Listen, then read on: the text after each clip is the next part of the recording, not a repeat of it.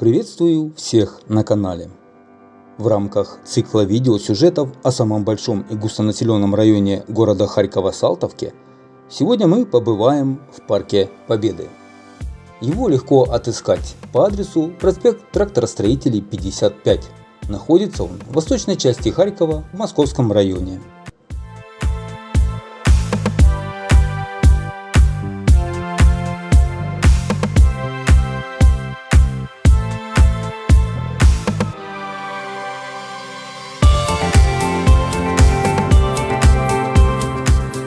В первой половине 20-го столетия на территории теперешнего парка были расположены коллективные сады. В мае 1985 года этот парк был открыт в честь 40-летия со Дня Победы во Второй мировой войне. Парк ограничен с 4 сторон проспектом Тракторостроителей, Салтовским шоссе, улицей Гвардейцев-Широнинцев и медцентром Ахмадет.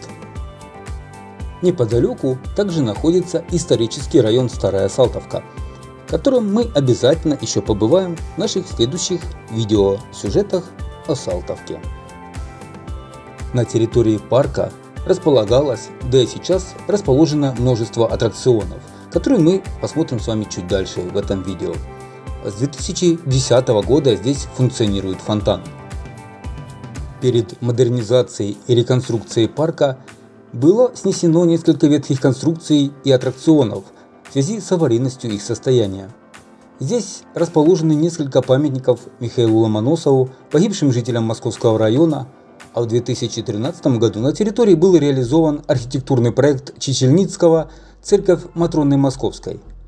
В Харьковском дворце детского и юношеского творчества, который является частью парка и который мы видели в первой части видеосюжета о Салтовке, обучается несколько сотен детей.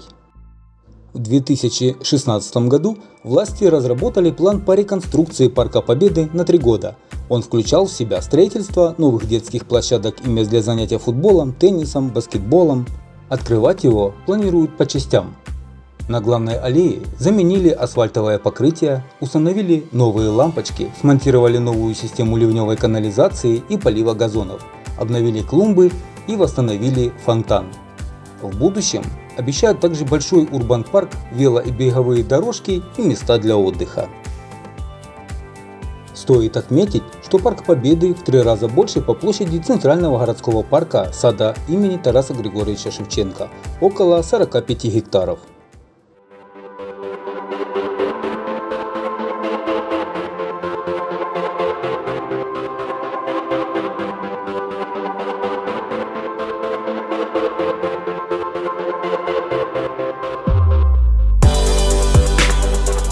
Есть ряд интересных фактов о Парке Победы. Это то, что, например, в парке располагался единственный в городе аттракцион под названием «Сюрприз». Колесо обозрения было перенесено на эту территорию при реконструкции Центрального парка культуры, отдыха и развлечений имени Максима Горького, а в Центральном парке установлено новое. В 2010 году был опубликован в прессе неоднозначный материал, в котором журналистка описывала, почему харьковчане боятся Парка Победы. Опасения харьковчан были связаны с аттракционами в аварийном состоянии и отсутствием освещения значительной территории парка в ночное время. Власти приняли во внимание мнение горожан и разработали и реализовали в действие план по реконструкции зеленой зоны. Ну а сейчас мы видим современную аллею аттракционов в Парке Победы.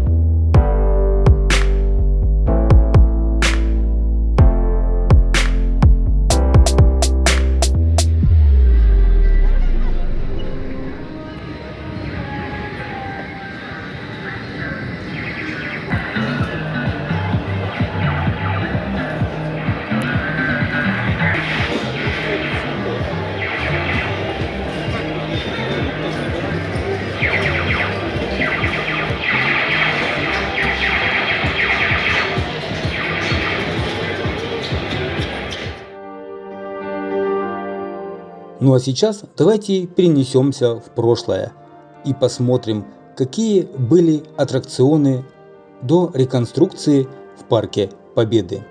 Например, вот этот назывался Butterfly.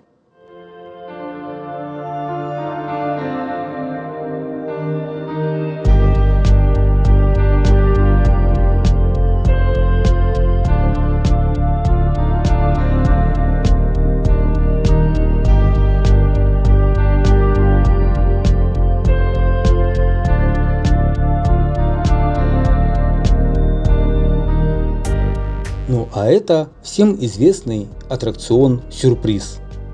Цена всегда радовала своей лояльностью. Например, сюрприз стоил всего 10 гривен. На то время в Парке Победы образовался настоящий парк советского образца. Туда из парка Горького перевезли колесо обозрения, сюрприз, комнату смеха. Колесо обозрения, которое было в то время в Парке Победы, как раз сейчас перед вами. При реконструкции парка колесо обозрения было демонтировано.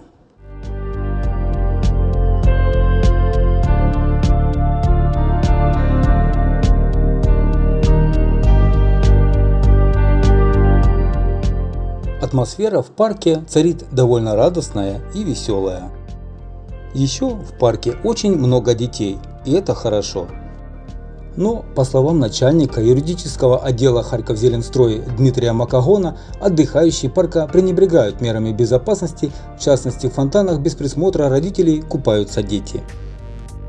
Они начинают нырять в фонтан, не понимая, что там находятся форсунки, острые предметы и кабели питания, которые могут травмировать детей. Почему родители так легкомысленно относятся к прихоти своих детей, непонятно. Благодарю всех за внимание и до новых встреч!